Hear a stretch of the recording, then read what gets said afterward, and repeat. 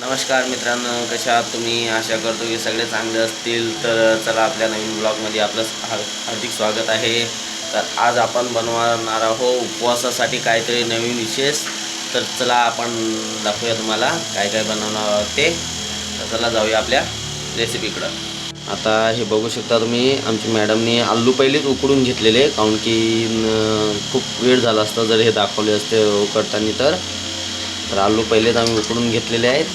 इकडं आपला साबुदाणा जे आहे ते भिजवून ठेवलेला होता आणि गॅसवर आहे आपली गंजामध्ये भगर.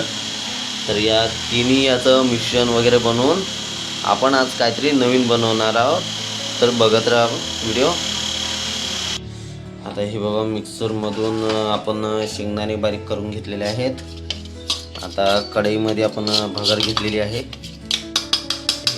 मध्ये टाकूया आता शेंगदाणे. अबे रुक, मच्छर मच्छर मागे आहे तर तुमच्या हिशोबाच्या अनुसार घे जा, तुम्हाला जेवढं पाहिजे तेवढी. आमची मॅडम किती टाकते ते मला पण माहित नाही नेमकंच. बस झालं, ठीक आहे मित्रांनो. बस एवढी भगरमध्ये. भगर किती घेतली आहे आपली? 100-200 ग्राम. 200 ग्राम आहे, पाव किलो आहे बाबू.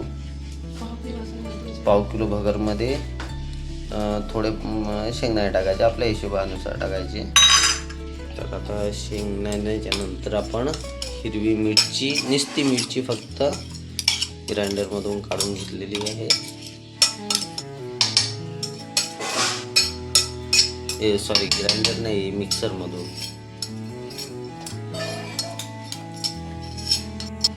आता हे बघा, याच्यामध्ये मिरची पावडर आपण मिरच्या मिक्स केलेल्या नाही आहे. याला जर पकडायचं, चल पकडलं. आता याच्यामध्ये आपण टाकूया आलू. उकडलेले आलू आहेत. तुम्ही हाताने पण दाबू शकता किंवा तुमची इच्छा असेल पायाने पण दाबू शकता.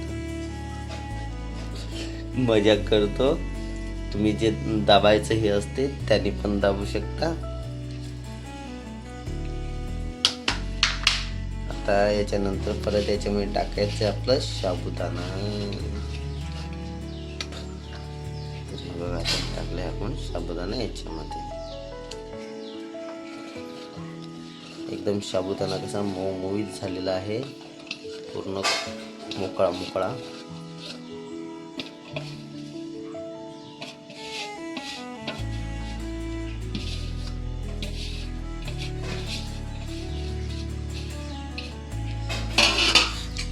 आता याला पूर्णपणे व्यवस्थितपणे याला मिक्स करून घेऊया सगळं मिश्रण. मिक्स करायच्या पहिले महत्वाची वस्तू, उपवासाचं मीठ. हो, आधी थोडंसं फार घेऊन घे, कारण की मीठ आपल्याला थोडंसं जास्त लागेल. कारण की हे मीठ जे आहे ना, आपल्या मिठीसारखं नसते. या मिठात ना मीठपणा थोडा कमी असते. आता वरून घ्यायचं. बस मीठ आता एवढं खूप झालं आपल्यासाठी. एवढं सारं मीठ हे व्यवस्थितपणे मिक्स करायचं. अगं मी म्हणतो याच्यामध्ये एवढं मिक्स होईल त्याच्यासाठी आपण जर समजा मोठा गंज घेतला असता. गंज आहे वरती, म्हणून मग काय करणार आता? म्हटलं मोठाला गंज मगापासून मी शोधलं त्या गंजाला. हे टाक ना एकदा.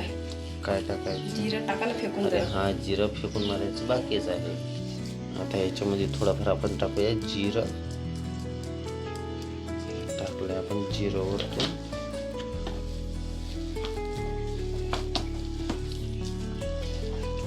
आपण आटा कसा लावतो, आट्यासारखं नाही लावायचं, त्याच्यासारखंच मिक्स करायचं, पण जरा चम्मचनी हलक्या हाताने. पण चम्मच न केल्यापेक्षा आपल्या हाताने केलेलं बरं, म्हणजे पूर्ण व्यवस्थितपणे मिक्स होते.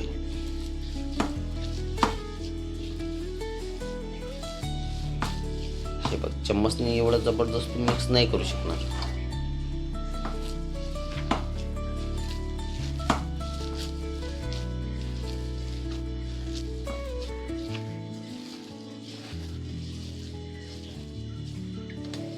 आता हे 5 मिनिटं ठेवून देऊ. झाकून ठेवायचं ना. ओके, चला झालंय आता. चला तर 5 मिनिटानंतर आपण झाकून ठेवूया. 5 मिनिटानंतर परत येऊ आपल्या रेसिपीमध्ये. तर भावांनो, आता बघा आपण असे याचं जे आहे मिक्सरचे असे गोल गोल गोल गोल बनवून घेतलेले आहेत. आता हे टाकू आपण कढईमध्ये. तर तुम्ही बघू शकता